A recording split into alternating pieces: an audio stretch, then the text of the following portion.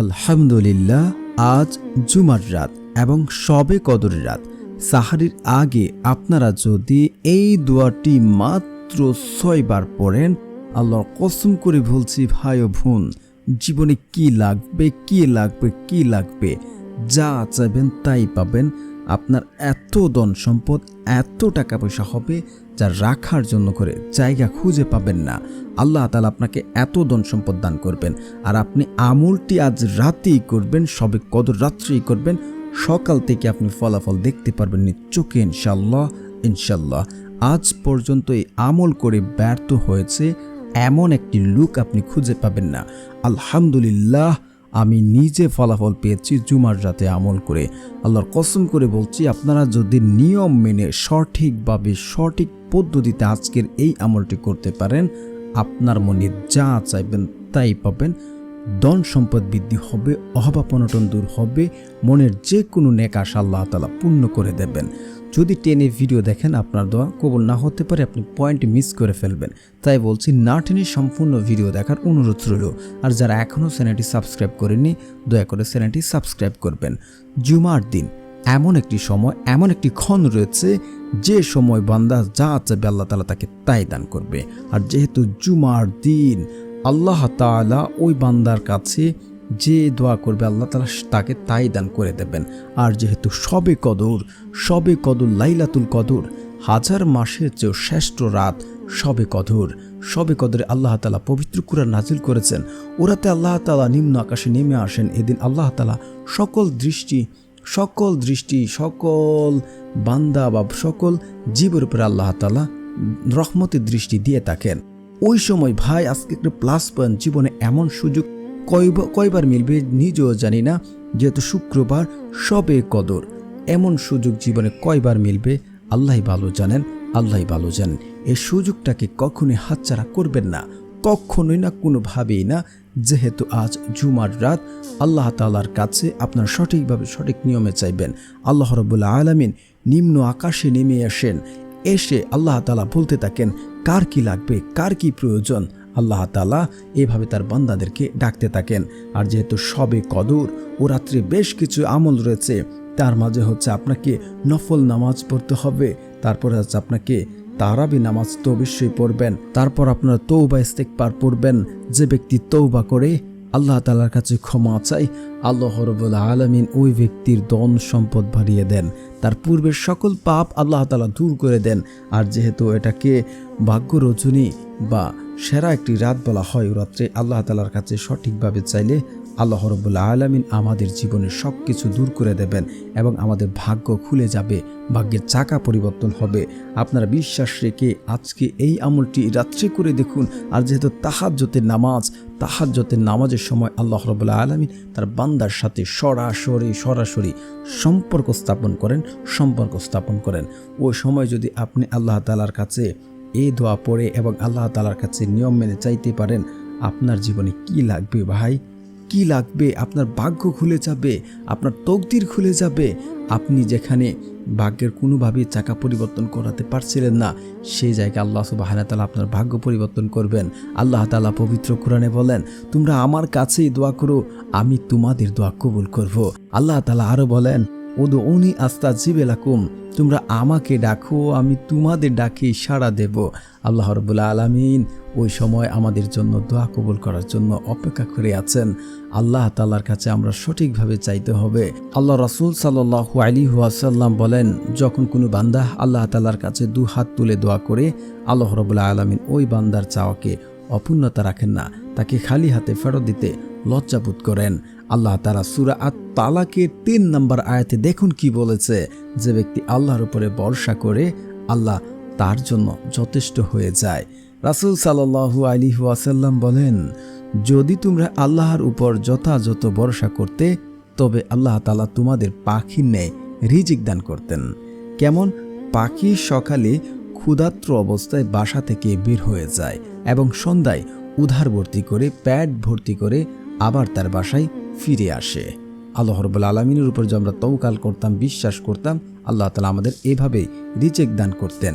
এবং যারা আল্লাহ তাআলাকে বিশ্বাস করে না, বা যারা বিশ্বাস করে না যে আমল করলে কি আল্লাহ এত কিছু দেবে, আল্লাহ তাআলা কি আমাকে রিজিক বাড়িয়ে দেবে, ধন সম্পদ বাড়িয়ে দেবে, ওগুলো অযথা। আপনাদেরকে বলছি, যারা আল্লাহ তাআলাকে বিশ্বাস করেন না, আল্লাহ তাআলা বলেন, এমন কে আছে যে তোমাদের রিজিক দান করবে যদি তিনি তার রিজিক বন্ধ করে দেন?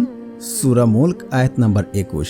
এখানে আল্লাহ তাআলা বুঝাতে চাচ্ছেন আমাদের বুঝতে হবে রিজিক দানের মালিক কেবলমাত্র আল্লাহ রাব্বুল আলামিন। সুতরাং তিনি যদি আমাদের রিজিক বন্ধ করে দেন, তাহলে এমন কে আছে যে আমাদের উত্তম রিজিক দান করবেন? আল্লাহ রাব্বুল আলামিন হলেন সর্বশক্তিমান, তিনি হলেন উত্তম রিজিক দাতা।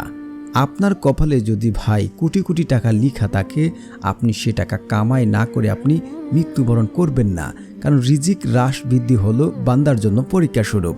সেজন্য আল্লাহ তাআলা বলেন, অবশ্যই আমি তোমাদের পরীক্ষা করব, কখনো ভয়ভীতি, কখনো আহার দিয়ে, কখনো তোমাদের জানমাল ও ফল প্রসাদীর ক্ষতি সন্তানের মাধ্যমে বা সন্তানখানির মাধ্যমে। এমন পরিস্থিতিতে তুমি সুসংবাদ দাও ধৈর্যশীলদের। আল্লাহ তাআলা এইভাবে পরীক্ষা নেবেন এবং আল্লাহ তাআলা বলছেন যারা ধৈর্য ধরেছে তাদেরকে সুসংবাদ দাও। সূরা বাকারা আয়াত নম্বর 155। নবী করিম সাল্লাল্লাহু আলাইহি ওয়াসাল্লাম ইরশাদ করেন, হে মানুষ, তোমরা আল্লাহকে ভয় করো, ধন সম্পদ সংগ্রহের উত্তম পন্থা অবলম্বন করো, কেননা কেউ তার রিজিক পরিপূর্ণ না করে মৃত্যুবরণ করবে না, যদিও তা অর্জন বিলম্ব হোক না কেন। এটা হচ্ছে সুনান ইবনে মাজাহ শরীফের হাদিসে রয়েছে। তো আল্লাহ তাআলার কাছে ওরাতে চাইতে হবে, সঠিকভাবে চাইতে হবে। এখন কথা হচ্ছে, তাহলে অনেকে দোয়া করছে, দোয়া দ্বারা কেন সে ফলাফল পাচ্ছে না? অবশ্যই আপনার দোয়াতে কোনো ঘাটতি রয়েছে, আমলে কোনো সমস্যা নেই। আপনি যে আমল করছেন সে আমলে আপনার ঘাটতি রয়েছে, সমস্যা রয়েছে। একটু যাচাই করে দেখুন আপনার কি সমস্যা রয়েছে। আপনার মাঝে যদি এই কয়েকটি সমস্যা থেকে থাকে, তাহলে আপনার দোয়া কবুল হবে না। যেমন হচ্ছে, যে ব্যক্তি পিতামাতার কথা শুনে না, পিতামাতার অবাধ্য সন্তান, যে ব্যক্তি আমল করছে তাড়াহুড়া করে, তার দোয়া কবুল হবে না। যে ব্যক্তি হারাম খায়, তার দোয়া কবুল হবে না। এবং যে ব্যক্তি আত্মীয় সম্পর্ক ভালো রাখে না, আত্মীয় সম্পর্ক চিহ্নিত করা দোয়া করে, তার দোয়া আল্লাহ রাব্বুল আলামিন কবুল করবে না। এর শর্ত যদি আপনার মাঝে না থাকে এবং এইগুলো যদি আপনার মাঝে না থাকে, তাহলে আপনি যা দোয়া করেছেন তা কবুল হয়েছে, তা কবুল হয়েছে, আল্লাহর কসম করে বলতে পারি। এখন কথা হচ্ছে, তাহলে আমলটি কীভাবে করব?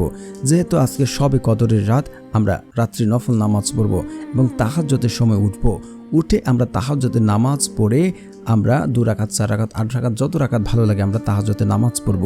নামাজ পড়ে আমরা বসবো, মনটাকে স্থির করবেন যে আমার দোয়া কবুল হবে, আমি ফলাফল পাবো। আল্লাহ আমার দোয়া শুনছেন, আমার কথা শুনছেন, আল্লাহ আমাকে যা চাচ্ছি তা দেবেন। এমনটা যদি নিজ থেকে সিউরিটি নিতে পারেন, আল্লাহর কসম করে বলছি ভাই ও বোন, আল্লাহর কসম করে বলছি, আপনি যা চাইবেন তাই পাবেন। আপনি নিজেকে সিউরিটি নিতে হবে, একই এবং বিশ্বাস রাখতে হবে, কায়মনোবাক্যে অন্তরের অন্তঃস্থল থেকে চোখে পানি ফেলে হৃদয়টাকে সফট করে আল্লাহ তাআলার কাছে চাইতে হবে। আপনার 2 চোখের পানি জমিনে পড়ার আগেই আল্লাহ রাব্বুল আলামিন আপনার দোয়া কবুল করে নেবেন। অবশ্যই আপনার দোয়া দ্রুত কবুল হওয়ার জন্য আপনারা পড়ে নেবেন ইস্তেগফার। ইস্তেগফারের বহু ফজিলত রয়েছে। যে ব্যক্তি ইস্তেগফার পড়বে, আল্লাহ রাব্বুল আলামিন তাকে মুস্তেজাবুদ দাওয়া বানিয়ে দেবেন। মুস্তেজাবুদ দাওয়া কাদেরকে বলা হয়? যে ব্যক্তি আল্লাহ তাআলার কাছে 2 হাত তুলে দোয়া করতে দেরি হয়, তার দোয়া কবুল করতে 1 মুহূর্ত আল্লাহ রাব্বুল আলামিন দেরি করেন না, তাদেরকে মুস্তেজাবুদ দাওয়া বলা হয়। এবং আপনার জীবনের অভাব, অনটন, দুঃখ, কষ্ট সব কিছু আল্লাহ তাআলা দূর করে দেবেন। এবং আপনি যদি দুনিয়াতে কঠিন থেকে কঠিন বিপদে পড়ে যান, যে বিপদ থেকে উদ্ধার হওয়ার জন্য কোনো পথ খুঁজে পাচ্ছেন না, ইস্তেগফারের মাধ্যমে আল্লাহ তাআলা আপনাকে কুদরতিভাবে পথ দেখিয়ে দেবেন। শুধু এখানে আল্লাহ তাআলা থেমে থাকবেন না, আপনাকে এমন জায়গা থেকে, এমন উৎস থেকে রিজিক দান করবেন যা আপনি কোনোদিন চিন্তা করেননি, কল্পনা করেননি। অবশ্যই আপনার 100 বার ইস্তেগফার পড়বেন, আস্তাগফিরুল্লাহ, আস্তাগফিরুল্লাহ, আস্তাগফিরুল্লাহ। তারপর আপনারা পড়ে নেবেন দুরূদ শরীফ। আপনারা জানেন দুরূদবিহীন দোয়া কবুল করা হয় না। রাসূল সাল্লাল্লাহু আলাইহি ওয়াসাল্লামের উপরে দুরূদ না পড়লে সে দোয়া কবুল করা হয় না। এবং দুরূদেরও বহু ফজিলত রয়েছে। অবশ্যই আপনারা 3 বার দুরূদ শরীফ পড়বেন। যারা পারেন না আমার সাথে সাথে পড়ে নিন, শুনলেও হয়ে যাবে ইনশাআল্লাহ। আল্লাহুম্মা সাল্লি আলা মুহাম্মাদি ওয়া আলা আলি মুহাম্মাদ কামা সাল্লাইতা আলা ইব্রাহিম ওয়া আলা আলি ইব্রাহিম ইন্নাকা হামিদুম মাজিদ। আল্লাহুম্মা বারিক আলা মুহাম্মাদি ওয়া আলা আলি মুহাম্মাদ কামা বারাকতা আলা ইব্রাহিম ওয়া আলা আলি ইব্রাহিম ইন্নাকা হামিদুম মাজিদ। তারপর আপনারা এই জিকিরগুলো করে নেবেন 100 বার করে। সুবহানাল্লাহ, সুবহানাল্লাহ, সুবহানাল্লাহ, সুবহানাল্লাহ। তারপর আপনারা পড়ে নেবেন একবার সূরা ফাতিহা। বিসমিল্লাহির রহমানির রহিম, আলহামদুলিল্লাহি রাব্বিল আলামিন, আর রহমানির রহিম, মালিকি ইয়াউমিদ্দিন, ইয়াকা না'বুদু ওয়া ইয়াকা নাস্তাঈন, ইহদিনাস সিরাতাল মুস্তাকিম, সিরাতাল্লাযীনা আন'আমতা আলাইহিম গায়রিল মাগদুবি আলাইহিম ওয়ালাদ-দাল্লিন, আমিন। তারপর আপনারা পড়ে নেবেন 10 বার সূরা ইখলাস। বিসমিল্লাহির রহমানির রহিম, কুল হুয়াল্লাহু আহাদ, আল্লাহুস সামাদ, লাম ইয়ালিদ ওয়া লাম ইউলাদ ওয়া লাম ইয়াকুল লাহু কুফুয়ান আহাদ। তারপর আপনারা পড়বেন যারা অভাব অনটনে রয়েছেন এবং দারিদ্রতায় রয়েছেন, বিশেষ করে যারা ঋণগ্রস্ত অবস্থায় আছেন, আপনি ঋণের কারণে মানুষের সামনে যেতে পারছেন না, মানুষের সামনে চলতে পারছেন না, এই ঋণ কিভাবে পরিশোধ করবেন যদি আপনি অপারক হয়ে থাকেন।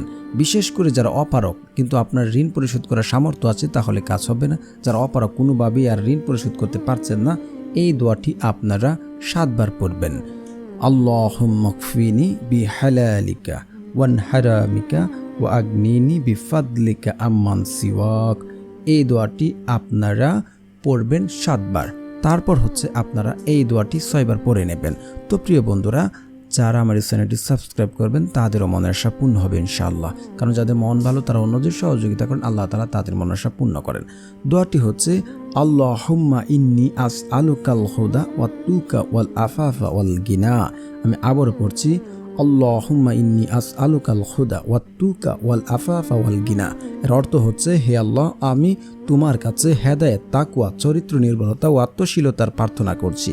তিরমিজি শরীফের হাদিস, হাদিস নাম্বার 3489 নাম্বার হাদিস। একইন এবং বিশ্বাস রেখে কায়েম অনুবাক্যে আল্লাহ তাআলার কাছে 2 হাত তুলে আপনি দোয়া করুন। আল্লাহ রাব্বুল আলামিনের কাছে বিশ্বাস রেখে আমলটি করুন। আল্লাহর কসম করে বলছে আপনার দোয়া কবুল হবে এবং আপনি যা চান তা পাবেন ইনশাআল্লাহ। আল্লাহ রাব্বুল আলামিন আপনাদের সকলের মনের আশা পূর্ণ করুক।